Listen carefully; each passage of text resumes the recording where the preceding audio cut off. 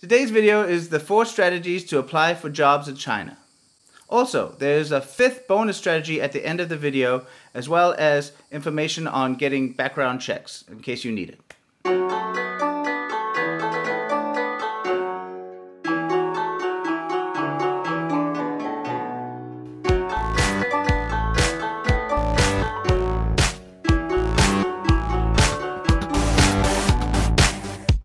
Welcome to China Challenges. My name is Simon Lang, and I make videos about living and working in China.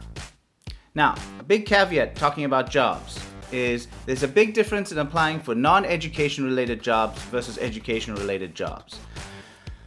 Foreigners are stereotyped into generally being either English teachers of some sort or engineers. And engineers are actually usually hired in their home country and sent over. But that's changing now, and there's more engineers hired here sometimes. So the first strategy is guanxi.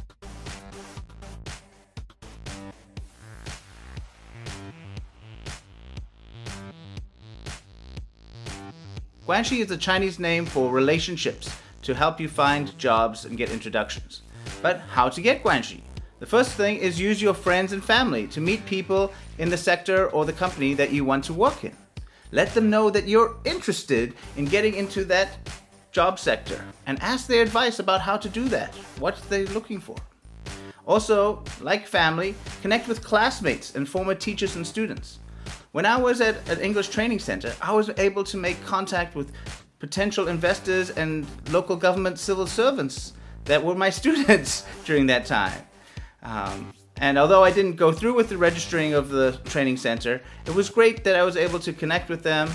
And in China, it's very normal to ask for what the people's jobs are and if they know people in certain industries or certain companies. Thirdly, you should develop weak ties. These are people who you know and you know what they do, but they're not your best friends, okay? You go to events, collect people's WeChat or LinkedIn contacts, keep in touch with people, ask them send them articles or ask them for advice. An example of an event that you could go do this is the Nanjing Professionals Club. If you want to get connected, contact me. They have events 2 or 3 times a month, and it's a great way if you're in Nanjing to get weak ties and go to events. Lastly, you can get into discussion groups on WeChat and LinkedIn. Some companies like OneTube or JobTube, they will invite you in so that you can meet other people in that sector. The second big strategy is research the company through its website. Now, this will take a lot of effort and you'll need to be patient. You also need to focus on real jobs, not just ones for marketing.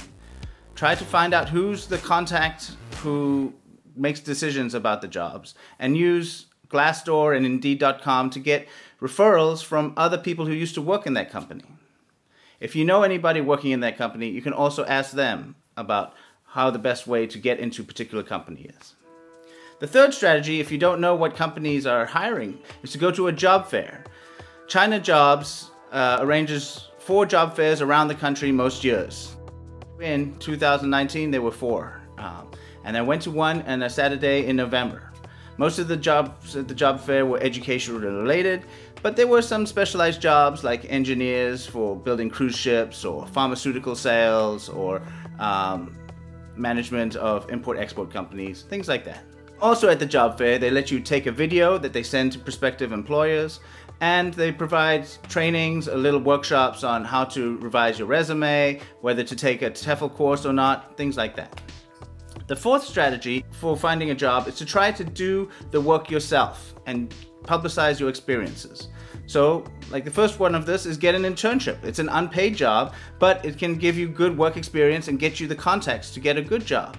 Secondly, try to do some of the stuff yourself, like go back, get a list of what your friends need, go back during a holiday time, buy a whole lot and sell it to your friends when you come back.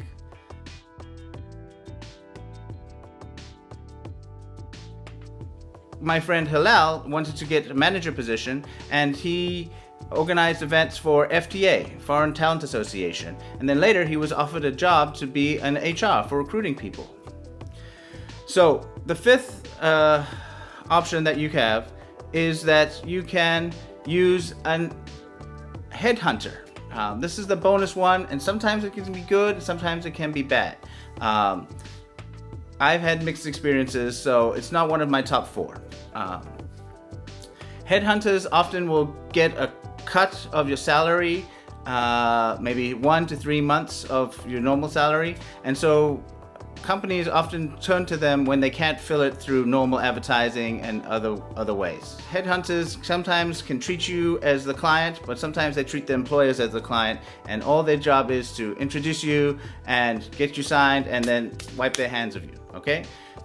Some may also be deceptive and portraying the employer is giving certain things that they might not. So you must do your due diligence and read your contract carefully. Ask the employer for pictures of the working situation, how many kids per class, what are the hours, and then make sure it's in writing. And when you sign a contract before you start working, okay, so that you are protected by that contract, and make sure the contract is in Chinese and English. English is not enforceable, but you will get to know what's in the Chinese side, and make sure that you read it carefully and don't depend on the agent, okay? That said, as well as there being bad agents out there who treat you like a number, there are agents that do help you. During this COVID situation, a friend of mine got evicted from her apartment, and her agent helped her move house, which was great, and lent her some money for some furniture in the new house until she could repay him, and that was really kind. But he is the exception that proves the rule. You know, most of them, it's a transactional thing of introducing you to a job, and they will not want to have a long relationship with you, especially as the contracts for education and others are 1, 2, 3, 4 years, and they may only be able to contact with you once a year. Finally, I want to give a shout out to our sponsor for this video, the company called Hive. They are a trusted agent for home country background checks and diploma certification. So if you're based in China, at this point, it's very hard for foreigners to leave China and come back in. However, they need to get background checks and diploma certifications from their home countries often. So if you need this type of service, Hive is a great agent. They're reliable. They helped me and did it in record time, despite there being issues with the US processing things. They were done it very quickly. So I highly recommend them.